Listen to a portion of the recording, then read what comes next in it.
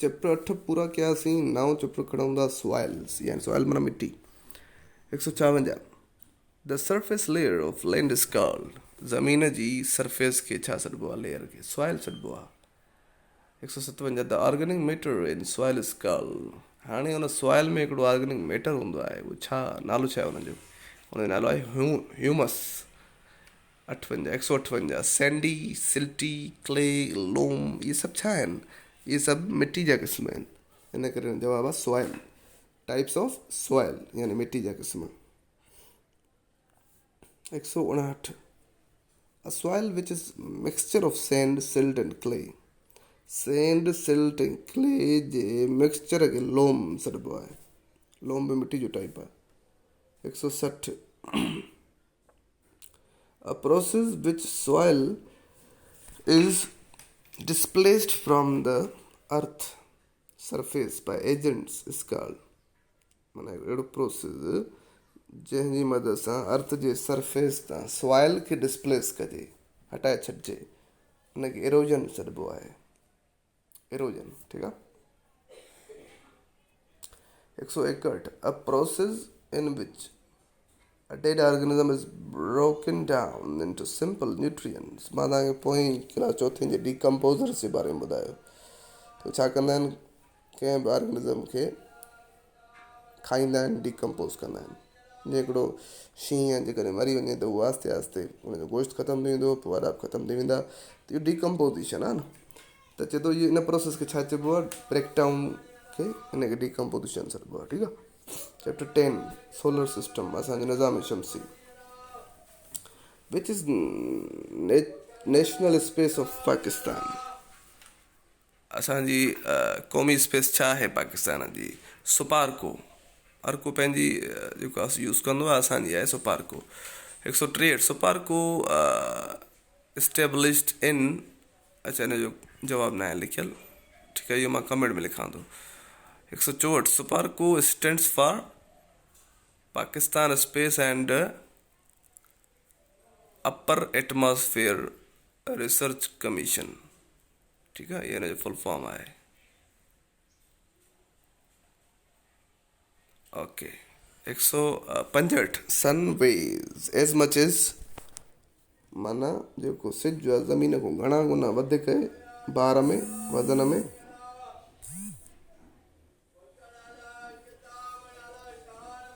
टे लख 30,000 मथे आहे, ठीकु आहे। 166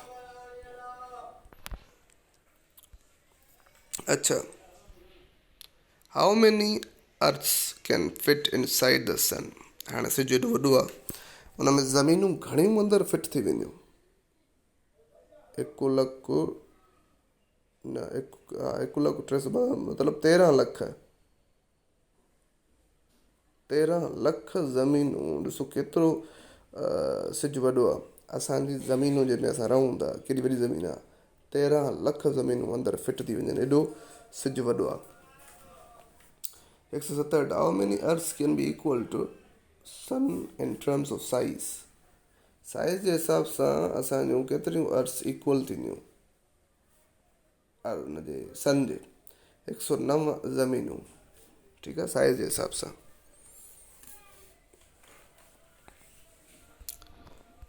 168 what is distance between sun and earth, 150 million kilometre मुफ़ासिलो आहे सिज ऐं ज़मीन जे विच में, केॾो परे आहे सिज असांजो। What is age of sun, sun जी एज छा आहे, उमिरि घणी अथसि, 4.5 बिलियन ईयर्स। अच्छा, 4.5 बिलियन ईयर्स जो आहे असांजो सिज, एतिरी उमिरि अथसि। 170 क्लोज़ेस्ट प्लानट मरकरी आहे, सिज जे वेझे में वेझो जेको प्लानट आहे न, सही आहे, उहो मरकरी आहे। हे smallest planet in solar system, उहो बि मरकरी आहे। Mercury is mostly made up of iron जो ठहियलु आहे, मरकरी प्लानट तक़रीबन छाजो ठहियलु आहे, आयरन जो। 173 ब्राइटेस्ट ऐं हॉटेस्ट प्लानट जेको आहे उहो वेनस आहे, वेनस चमकंदड़ आहे ॾाढो। 174 which is sister planet of earth, earth जे वेझो आहे इहो ऐं जेको आहे सो हिनखे सॾिबो आहे त भेण आहे अर्थ जी, वेनस। ठीकु आहे। 175 which is the biggest of all the terrestrial planet। सभिनी प्लैनेट्स में वॾे में वॾो अर्थ आहे। 176 which planet is called red planet। Mars खे रेड प्लैनेट सॾिबो अथव, छो त मार्स जो कलर ॻाढ़ो हूंदो आहे, उतां जी मिटी बि ॻाढ़ी आहे, त मार्स खे रेड प्लैनेट सॾिबो आहे। How many moons does Mars has. Moon खे वरी 2 चंड आहिनि, त चंड मुख़्तलिफ़ थींदा आहिनि अर्थ प्लैनेट खे, कंहिंखे त 20-22 बि हूंदा आहिनि, असांखे हिकिड़ो अर्थ खे मार्स खे 2 आहिनि। Name of the moons of Mars, अच्छा हुनजा नाला छा आहिनि? Deimos, Phobos. हुनजा नाला आहिनि डीमोस ऐं फोबोस, मार्स जे चंड जा नाला। Largest planet in solar system is, हाणे वॾे में वॾो प्लैनेट असांजो जुपिटर आहे, वॾे में वॾो largest. Name the biggest moon of Jupiter. हाणे जुपिटर जे चंडनि मां वॾे में वॾो चंड कहिड़ो आहे? Ganymede. 181 Ganymede was discovered by Galileo. Galileo हिनखे डिस्कवर कयो, टेलीस्कोप खणी शुरू थी वेंदो न तॾहिं, टेलीस्कोप बि गैलीलियो पैदा कयो, डिस्कवर कयो, मतिलबु इन्वेंट कयो। 182 which is least dense planet of solar system. यानी लीस्ट डेंस माना हुन में डेंसिटी घटि आहे कहिड़े प्लैनेट में, उहा Saturn. 183 most well non moon of Saturn is. हाणे सैटर्न खे बि चंडनि, पर हुननि जो मशहूरु चंड कहिड़ो आहे? टाइटन। सैटर्न जो मशहूरु चंड आहे। 184 which is largest, second largest moon in solar system. सॼी निज़ाम शमसी में 2 नंबर ते वॾे में वॾो चंड कहिड़ो आहे? टाइटन आहे, उहो सैटर्न वारो टाइटन जेको आहे। Which is known as green planet. Uranus खे ग्रीन प्लैनेट सॾिबो आहे। 186 how many moons does Uranus have. Uranus जो मशहूरु चंड त टाइटन ॿुधायोमांव, जेको 2 नंबर ते वॾे में वॾो आहे, पर टोटल घणा थींदा अथसि चंड? 27 चंड थींदा आहिनि यूरेनस खे। ये बि प्लैनेट आहे अर्थ वांगुरु। 187 द लार्जेस्ट मून टाइटेनिया। वॾे में वॾो चंड जेको आहे टाइटेनिया आहे यूरेनस जो। Which is the farthest planet from the sun. Neptune वरी सभिनी खां परे में परे आहे। How many rings of Neptune are there. Neptune जूं घणियूं रिंग्स आहिनि? 6 रिंग्स अथसि। 190 how many moons does Neptune have. भला नेपट्यून में घणा चंड आहिनि? 13 चंड अथसि। 191 meteoroids are known as shooting stars. हूंदा आहिनि न, कॾहिं कॾहिं ॾिसंदा अंग्रेज़ी फिल्म में हूंदो आहे तारा टूट गया, वो देखो तारा टूटता तारा दुआ मांगो, ये शूटिंग स्टार्स, ये मीटरॉइड्स हूंदा आहिनि। ऐं 192 asteroids are found between Mars and Jupiter. Asteroids हिकिड़ा पत्थर हूंदा आहिनि, ठीकु आहे न, उहे मार्स ऐं जुपिटर जे विच में ई असांखे मिलंदा आहिनि। 193 asteroids are sometimes called प्लेनेटॉइड्स।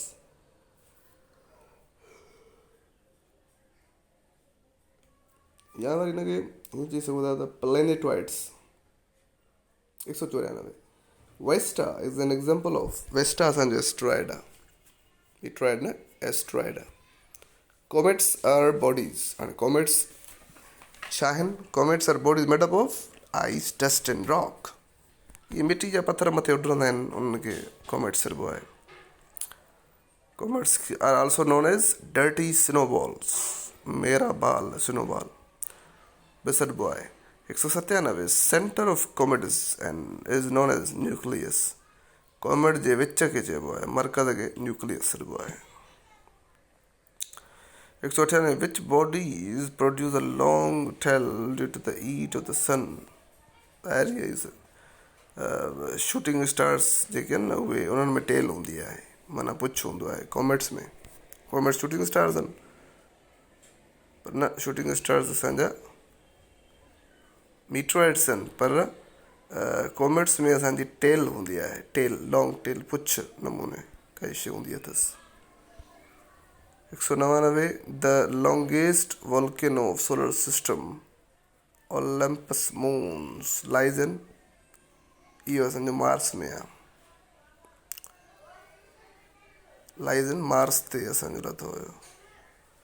200 how many minutes does light of sun take to reach the earth, केतिरा मिंट लाईंदी आहे? 8 मिंट लाईंदी आहे रोशनी सिज जी ज़मीन ते पहुचण लाइ।